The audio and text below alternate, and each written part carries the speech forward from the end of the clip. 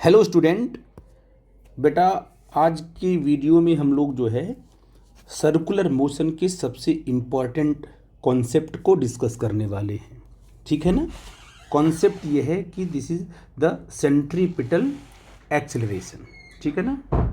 And this is the necessary condition for circular motion. दुनिया में कहीं भी क्या है, कोई भी बॉडी अगर सर्कुलर मोशन कर रही है तो वहाँ पर सेंट्रीपिटल एक्सेलरेशन है। ठीक है ना। Without centripetal acceleration circular motion possible नहीं है। पहली कंडीशन कि सेंट्रीपिटल एक्सेलरेशन होना चाहिए। तो ठीक है, मैंने यहाँ पर पॉइंट आउट कर दिया है डेफिनेशन को, बट आपको थोड़ा सा मैं एक्सप्लेन करूँगा, फिर इसको डिराइव करूँगा, इसका फॉर्मूला क्या आएगा। ठीक है बेटा जी। जैसे मान लो कोई बॉडी है, मान लो वो सर्कुलर मोशन कर रही है। ठीक है बेटा जी।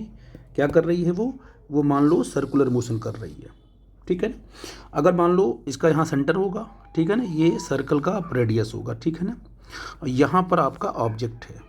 ओके। अब इस ऑब्जेक्ट की अपनी वेलोसिटी होगी जिसे बोलते हैं टेंजेंशियल वेलोसिटी, क्योंकि अगर भाई ये रेडियस के अलॉन्ग क्या है, एक सेंटर है आपका सी है। अब मान लो इस ऑब्जेक्ट की सर्कुलर मोशन, सर्कुलर पाथ पर इस ऑब्जेक्ट की वेलोसिटी मान लो v1 है। ठीक है ना। ये है v1 वेलोसिटी। ओके। अब ये जो v1 वेलोसिटी है, इसके पास क्या है, इसके पास मैग्नीट्यूड भी है और इसके पास क्या है, डायरेक्शन भी है। दोनों चीज़ें हैं एक साथ। ठीक है ना।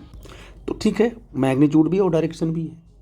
अब क्या है कि अगर ये बॉडी क्या कर रही है, सर्कुलर मोशन कर रही है, तो वेलोसिटी के परपेंडिकुलर एक फोर्स एक्ट होता है सेंटर की तरफ, जिसको बोलते हैं सेंट्रीपिटल फोर्स। ठीक है ना। उसकी चर्चा हम बाद में करने वाले हैं। और इस सेंट्रीपिटल फोर्स की वजह से इस बॉडी में एक एक्सेलरेशन डेवलप होगा जिसका नाम होगा सेंट्रीपिटल एक्सेलरेशन।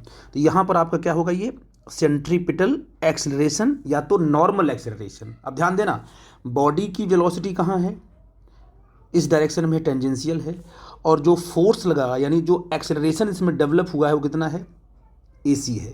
तो ये जो एक्सेलरेशन है ये क्या करेगा, ये इस बॉडी की डायरेक्शन को चेंज करेगा। यानी इस बॉडी में जो वेलोसिटी है, इस वेलोसिटी की डायरेक्शन को चेंज करेगा।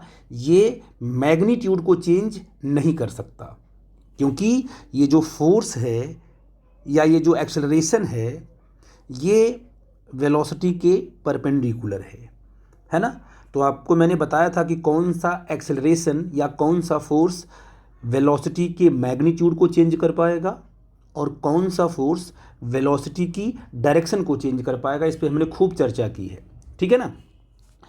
तो क्या है कि बॉडी यहाँ से ऐसे बेंड हो जाएगी, मतलब इसने क्या किया, बॉडी की जो डायरेक्शन है, उसकी वेलोसिटी की जो डायरेक्शन उसको क्या किया, उसने चेंज कर दिया। बॉडी मान लो यहाँ आ गई, तो यहाँ आ गई तो इसकी जो टेंजेंशियल वेलोसिटी होगी वो ये होगी, इसको बोलते हैं लीनियर वेलोसिटी। ये हो जाएगी तुम्हारी v2, है ना ये। तो इसने चेंज कर दिया, देखो। और अभी भी यहाँ पर क्या है, अब जो इस बॉडी पर यहाँ पर बॉडी आ गई, वेलोसिटी कैसी है, टेंजेंशियल, और एक्सेलरेशन कहाँ एक्ट होगा, इनवर्ड डायरेक्शन में और वेलोसिटी के परपेंडिकुलर। ये लगातार इस तरीके से फोर्स जो एक्सेलरेशन वो कहाँ एक्ट होता रहेगा, इनवर्ड डायरेक्शन में। कहाँ होता रहेगा बेटा जी, इनवर्ड डायरेक्शन में। अगर मान लीजिए बॉडी यहाँ आ गई तो आपने कहा कि सर देखिए ये वेलोसिटी की डायरेक्शन है, इसे बोलेंगे v3, है ना, और इस पर डालेंगे परपेंडिकुलर, ये बिल्कुल सेंटर की तरफ ही जाएगा। अभी भी क्या है, यहाँ कितना एंगल है 90 डिग्री, यहाँ कितना है 90 डिग्री, यहाँ कितना है 90 डिग्री। तो हर एक पॉइंट पर आप देखते हो कि वेलोसिटी की जो डायरेक्शन है और सेंट्रीपिटल की जो डायरेक्शन है, उन दोनों के बीच का कितना एंगल बन रहा है, 90 डिग्री बन रहा है। ठीक है ना। तो सेंट्रीपिटल एक्सेलरेशन सिर्फ क्या करेगा, वेलोसिटी की डायरेक्शन को चेंज कर पाएगा। इसलिए लगातार क्या है, ये बॉडी मुड़ती जाएगी और पाथ कैसा हो जाएगा, इसका सर्कुलर हो जाएगा। तो इसके सर्कुलर पाथ के लिए ये वाला एक्सेलरेशन नेसेसरी है। बिना इसके ये बॉडी अपनी पाथ को, अपने रास्ते को चेंज नहीं करेगी। बॉडी क्या चाहती है, बॉडी चाहती है स्ट्रेट लाइन निकल जाना, इधर की तरफ निकल जाने के लिए चाहती है ये। लेकिन आपने फोर्स कहाँ लगा दिया, अंदर की तरफ। फोर्स का मतलब सेंट्रीपिटल फोर्स, और उसके करस्पॉन्डिंग जो एक्सेलरेशन आएगा वो अंदर की तरफ आएगा। उसने क्या किया, बॉडी की डायरेक्शन को चेंज कर दिया। तो ऐसे बॉडी लगातार चेंज होती रहेगी और ये पाथ कैसा होगा, तुम्हारा सर्कुलर पाथ होगा। और याद रखिएगा, मैग्नीट्यूड चेंज नहीं हो रहा है। यहाँ पर वेलोसिटी क्या है, v1 है, यहाँ पर क्या है, v2 है। तो अगर मैं आपसे पूछूं क्या वेलोसिटी चेंज हो रही है, तो सर बिल्कुल चेंज हो रही है। पहले v1 थी, अब क्या हो गई, v2 हो गई।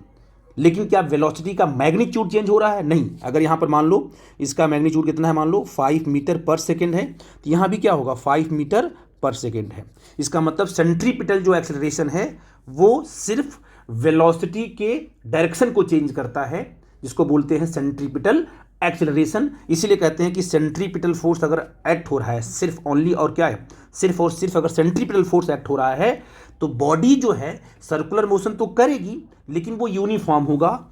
यूनिफॉर्म किसे बोलते हैं? यूनिफॉर्म सर्कुलर मोशन वो मोशन होता है जिसमें वेलोसिटी का मैग्नीट्यूड हर पॉइंट पर सेम होता है, बट डायरेक्शन कंटिन्यूअस क्या हो रही है, चेंज हो रही है। ये काम कौन कर सकता है? Centripetal acceleration. ठीक है बेटा जी, आई थिंक कुछ कुछ कॉन्सेप्ट आपको क्लियर होगा। अब इसको हम डिराइव करेंगे कि what is the formula for centripetal acceleration. Centripetal जो है एक्सेलरेशन किससे किससे कनेक्टेड है।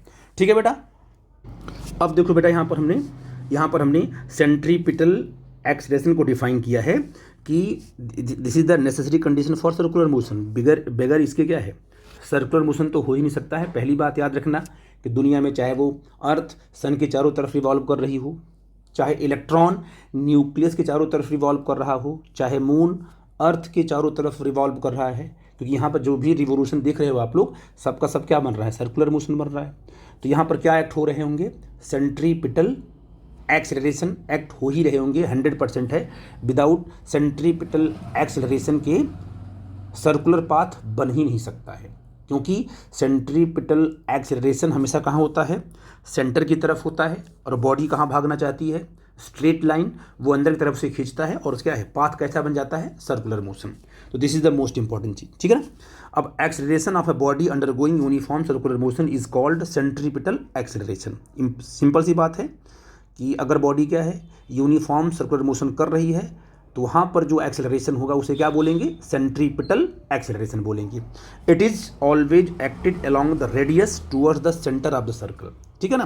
तो रेडियस के अलॉन्ग एक्ट होगा, और किसके टूवर्ड्स होगा, ये जो आपका सेंटर है वो उसकी तरफ सेंट्रीपिटल फोर्स हमेशा एक्ट होगा, जो सर्कल का सेंटर है। ठीक है ना। अब आते हैं डेरिवेशन पे, फटाफट करते हैं बेटा जी। देखिए यहाँ पर कोई बॉडी है ना, ये पी पॉइंट पर है, और किस टाइम पर है, टी टाइम पर है। सिंपल सी बात, इस बॉडी की वेलोसिटी हमने क्या लिया, v1 वेलोसिटी ले लिया। इसके पास क्या होगा, मैग्नीट्यूड भी होगा और डायरेक्शन भी है, नो प्रॉब्लम।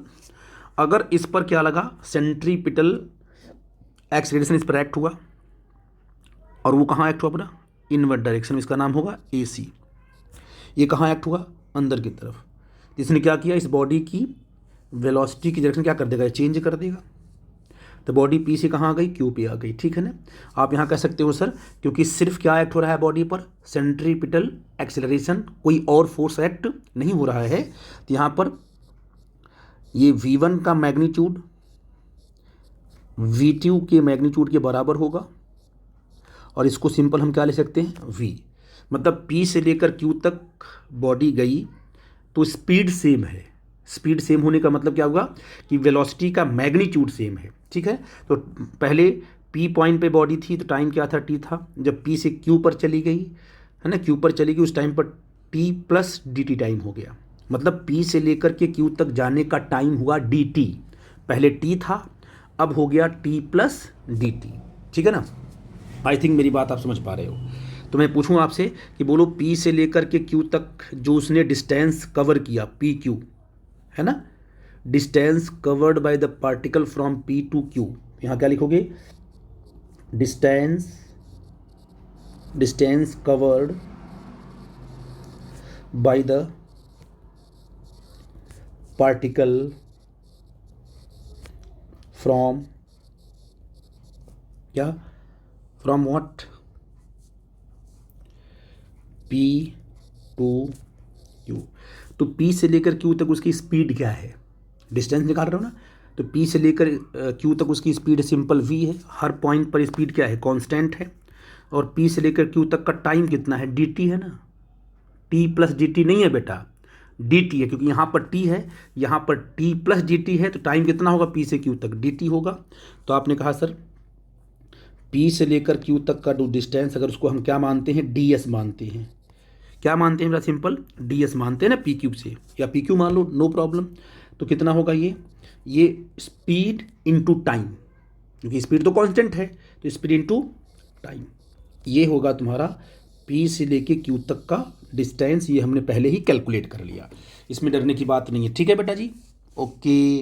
अब देखो इसी डायग्राम से हम लोग खेलेंगे। अब आप कहोगे सर कि इस सेंट्रीपिटल फोर्स ने क्या काम किया, वेलोसिटी को चेंज तो किया नहीं किया?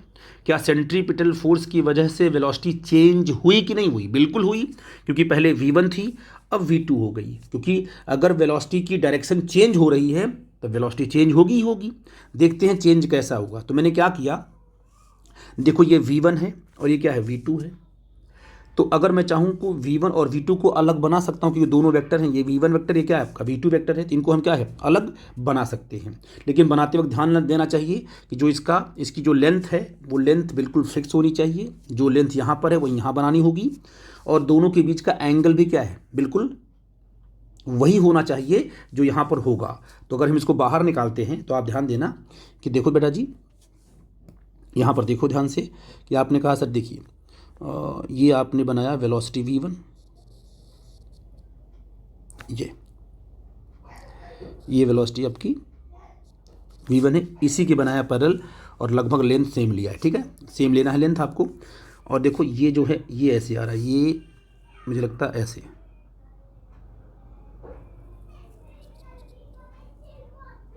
शायद ये लाइन और ये लाइन दोनों पैरेलल है शायद, मे बी इसको हम बना लेते हैं पैरेलल। देखो ये आपका हो गया v2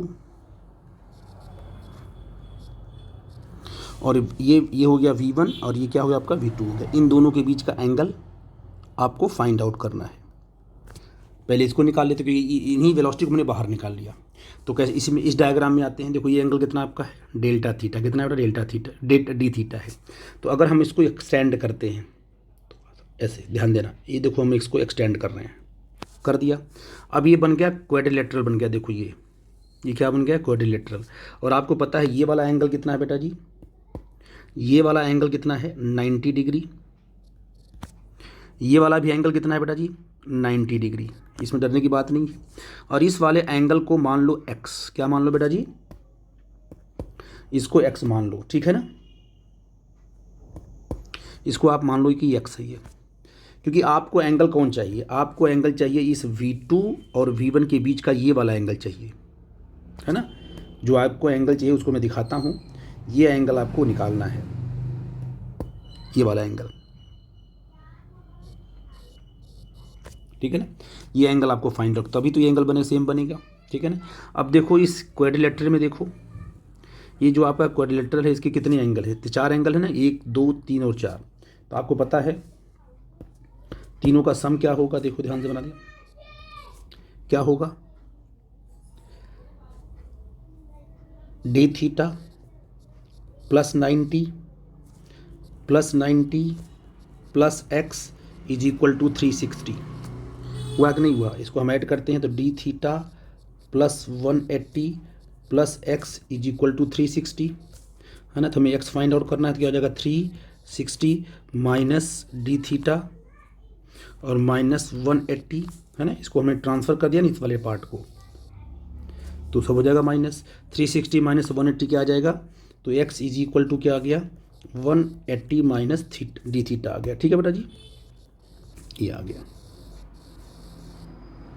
अब देखो डायग्राम में इस x की वैल्यू क्या आ गई 180 माइनस डी थीटा, ठीक है ना। हमें इसको निकालना है। तो आप बताओ, अगर मैं आपसे पूछूं कि आप मुझे समझाइए कि यहाँ से लेकर यहाँ तक पूरा एंगल कितना है, ये पूरा एंगल कितना है, ये यहाँ से लेकर यहाँ तक, तो क्योंकि सर यहाँ से लेकर यहाँ तक 180 है। अगर इस पूरे 180 में से हम ये x को माइनस कर दें तो हमें ये एंगल मिल जाएगा, येलो वाला, है ना। देखो ये पूरा का पूरा कितना है 180 है, और माइनस एक्स कर दें तो आप यहाँ करिए, तो आपको क्या दिखाई, देखो आप कहोगे सर यहाँ हम कर सकते हैं लाइन ड्रॉ करके ऐसे, कैसे देखो, आप कहोगे सर क्या होगा 180 माइनस एक्स, यही निकाला हमको ना, 180 माइनस एक्स होगा तुम्हारा, ये वाला एंगल आ जाएगा ना, एंगल जो भी एंगल आपका है, ठीक है ना। तो पहले 180 माइनस एक्स निकालो, कितना आएगा, कहोगे सर 180 माइनस एक्स कितना है 180 minus D theta, 180 minus D theta, ठीक है ना। अब इसको अगर अंदर करेंगे हो जाएगा माइनस, तो 180 माइनस 180 और हो जाएगा प्लस डी थीटा, ये कट जाएगा तो कितना आ जाएगा, इज इक्वल टू आ जाएगा डी थीटा। इसका मतलब ये जो एंगल आपका बचा, ये एल वाला, ये जो एंगल बचा V1 और V2 के बीच का जो एंगल बना वो बना डी थीटा, यही मैं निकाल रहा था। And this angle is known as d theta. बस मेन काम यही था, एंगल को फाइंड आउट करना, आपने क्वाड्रिलेटरल से निकाल लिया इसको, ठीक है। अब बताइए इस V1 को इस डायरेक्शन से यहाँ किसने मोड़ दिया, इतना किसने मोड़ा, सेंट्रीपिटल एक्सेलरेशन ने। तो चेंज इन वेलोसिटी क्या होगी, तो एक वेक्टर V1 है, दूसरा आपका V2 है, ठीक है बेटा जी। तो अगर V1 V2 की आपने बात किया तो चेंज कैसे निकालेंगे, दो वेक्टर का, दोनों के टिप को मिलाएंगे ऐसे, ये इस तरीके से, ये हुआ तुम्हारा चेंज इन वेलोसिटी। क्या हुआ, चेंज इन वेलोसिटी। कैसे निकालेंगे, जिसकी तरफ एरो गया हुआ है वो वेक्टर यानी V2 है ना, माइनस V1 वेक्टर, ठीक है बेटा जी। V2 माइनस V1, इसको आप डेल्टा V वेक्टर बोल सकते हो। तो कितना आया change in velocity, delta V आया। आई थिंक मेरी बात आप समझ गए, कितना आया change in velocity, delta V आया, या DV कर लो, क्या कर लो बेटा जी, DV कर लो, क्योंकि डी थीटा लिया ना आपने, इसको कर लो ये DV आया, ठीक है ना, या डेल्टा V DV जो भी करो डिपेंडिंग ऑन यू। तो V2 माइनस क्या होगा, ये आपका DV आ जाएगा, ठीक है बेटा जी। आई थिंक मेरी बात आप समझ गए, बस DV निकल गया तो कॉन्सेप्ट आपका क्लियर हो गया। तो अब बताओ अगर DV आ गया तो बस आगे बढ़ते हैं। तो एक आपके पास ट्रायंगल ये हुआ, एक ट्रायंगल आपका ये है, इस ट्रायंगल को निकालो। तो कौन सा ट्रायंगल, देखो ये बनाता हूँ मैं ट्रायंगल, ध्यान देना इस पर, ठीक है। देखो ये ट्रायंगल था ऐसे, ठीक है ना, और मैं थोड़ा इसको बनाता, ये ट्रायंगल आपका ऐसे था, ठीक है ना, ये आपका R था, ये वाला ट्रायंगल देखो, ये लाइन साइड ऐसे थी, ये क्या था आपका, ये R था, ये एंगल क्या था, ये था आपका डी थीटा, ठीक है ना, आई थिंक। और ये क्या है आपका बताओ,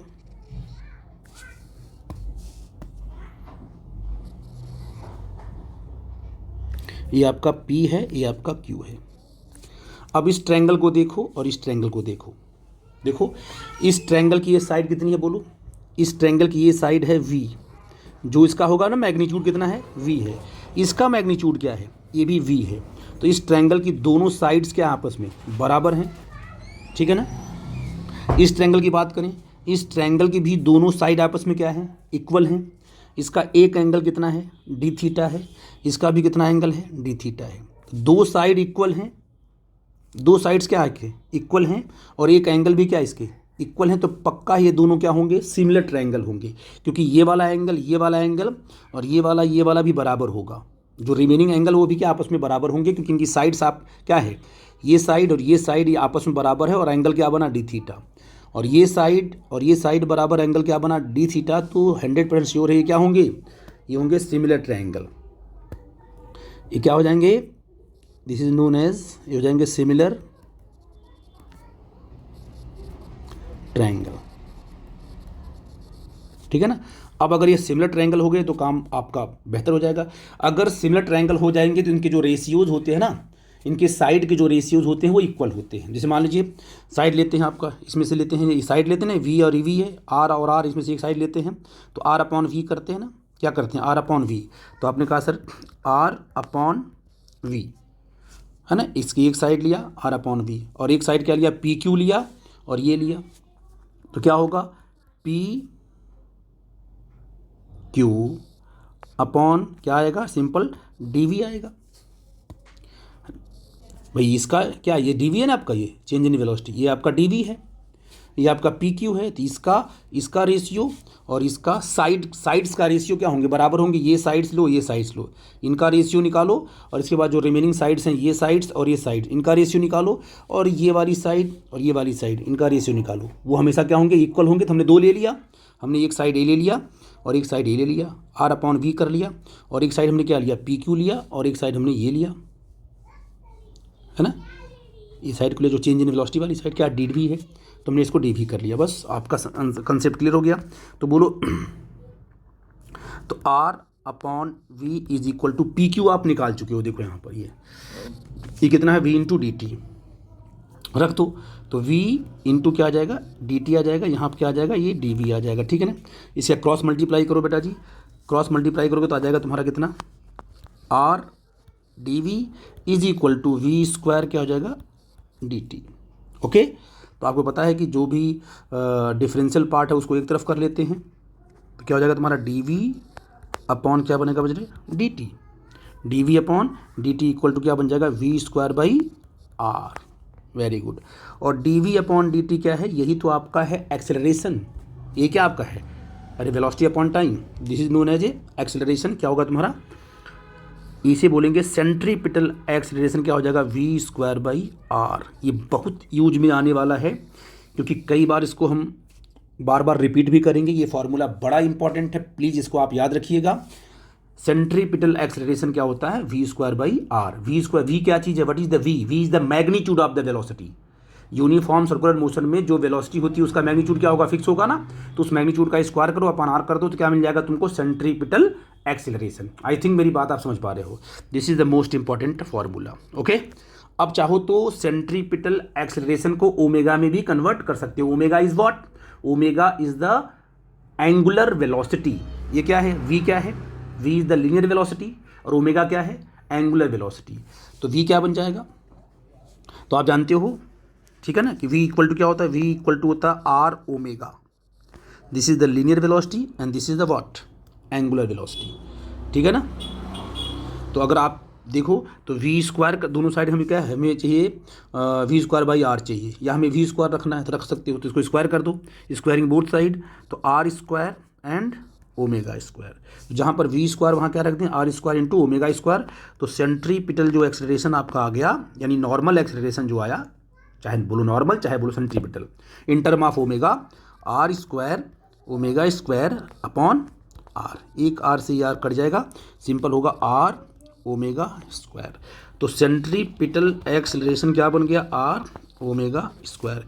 इसको रट लो, ये बहुत ही इंपॉर्टेंट है, इस पर प्रॉब्लम भी खूब कराएंगे। एक formula simple in term of V है, magnitude linear velocity in term, जो ये वी है क्या है, लीनियर वेलोसिटी का मैग्नीट्यूड है, और इन टर्म ऑफ ओमेगा है। दो फार्मूले आपके पास आ गए। आई थिंक मेरे कॉन्सेप्ट को आप समझ गए मैंने कैसे निकाला। तो इस तरीके से पूरा का पूरा डेरिवेशन है। सिर्फ थोड़ा सा यहाँ पर एंगल में बनाने में आपको ध्यान देना था कि दो ट्रायंगल को सिमिलर करना है, इसके बाद रेशियोज, साइड्स के रेशियोज बराबर करने हैं और आपका रिजल्ट आ जाएगा। ये पूरा का पूरा कंप्लीट डेरिवेशन है। कोई डाउट होगा तो प्लीज़ हमसे डिस्कस करना। ओके बेटा, थैंक यू वेरी मच।